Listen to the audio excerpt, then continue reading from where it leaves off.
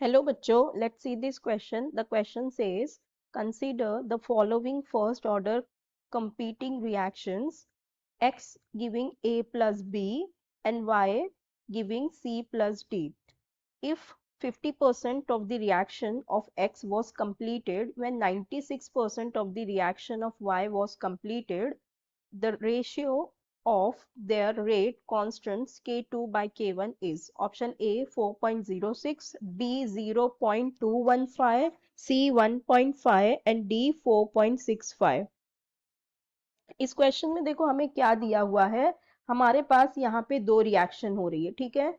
एक रिएक्शन है X जो हमें दे रही है A प्लस B और यहाँ पे हमारा रेट कांस्टेंट है K1।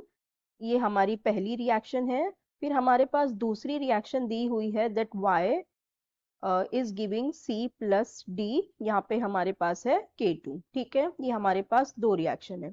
अब हमें क्या करना है, हमारे पास दिया हुआ है 50% of the reaction of X was completed when 96% of the reaction of Y was completed, ठीक है। So the ratio of rate constant K2 by K1 हमें बताना है, ठीक है।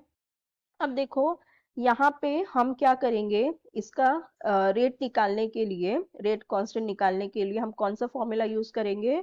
हम यहाँ पे यूज कर सकते हैं, पहले हम K1 का देख लेते हैं, ठीक है। K1 के लिए हो जाएगा K1 is equals to 1/T ln of, ठीक है, ln of A upon A minus X, ठीक है। देखो ये t यहाँ पे भी लिख सकते हैं हम, K T is equals to L N A by A minus X आता है, तो हमने ये t को यहाँ ले लिए, इसलिए 1/t हो गया, ठीक है। अब देखो a जो हमारा है वो क्या होता है, इनिशियल कॉन्सेंट्रेशन, और जो a माइनस एक्स होता है वो क्या होता है, रिएक्शन कंप्लीट होने के बाद जो बचा, ठीक है। सो देखो हमें यहाँ दिया हुआ है कि 50% रिएक्शन हुआ है, ठीक है। 50% reaction of x was completed, ठीक है। तो मतलब 50% हुआ है, इसका मतलब यहाँ हम कह सकते हैं ये हो जाएगा 1/T K1 ln of, initial तो कितना रहेगा 100, ठीक है, और a माइनस एक्स मतलब 50% यूज हुआ तो बचा कितना 50 ना, तो ये हो जाएगा 100/50, ठीक है। सो अब ये हो गया यहाँ पे 100/50, सो ये कितना हो जाएगा, यहाँ पे आ जाएगा 2, सो यहाँ पे हो गया 2। सो मतलब हमारे पास K1 की क्या वैल्यू आ गई, K1 हो गया 1/T ln ऑफ 2, ठीक है। ये हमारी हो गई K1 की वैल्यू। इसे हम मान लेते हैं इक्वेशन थर्ड मान लेते हैं, क्योंकि पहले की इक्वेशंस को हमने 1 और 2 लिख दिया। सो ये हो गई हमारे पास इक्वेशन 3। अब ऐसे ही हम K2 फाइंड आउट कर लेते हैं। सो हमारा K2 क्या हो जाएगा, K2 will be 1/T ln of a by a minus x.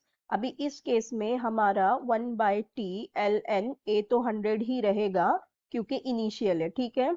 अब यहाँ पे कितनी हो रही है, 96% ऑफ द रिएक्शन, तो 96% रिएक्ट हुई तो बची कितनी 4, सो हमारे पास हो जाएगा 4, तो ये हो जाएगा 100/4।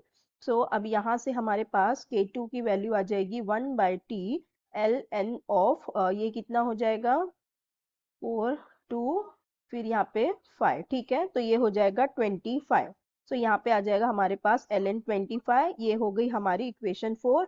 हमें फाइंड आउट करना है K2/K1, ठीक है। K2/K1 फाइंड आउट करना है तो हम इधर क्या कर देंगे, डिवाइड कर देंगे, डिवाइडिंग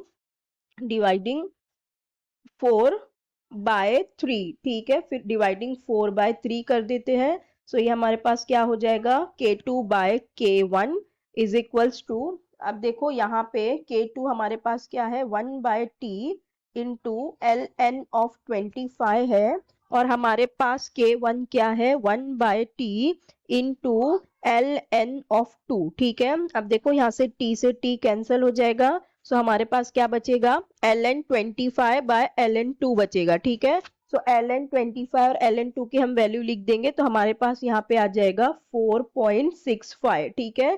सो हमारे पास K2/K1 की वैल्यू क्या आ गई 4.65, और यही हमें फाइंड आउट करना था। तो हमारे ऑप्शंस देख लेते हैं। ऑप्शन डी में देखो हमें दिया हुआ है 4.65, तो यही हमारा करेक्ट ऑप्शन हो जाएगा, बाकी के रॉन्ग होंगे, और हमारा करेक्ट ऑप्शन हो जाएगा option D 4.65। So I hope you understood it well. Best of luck. Thank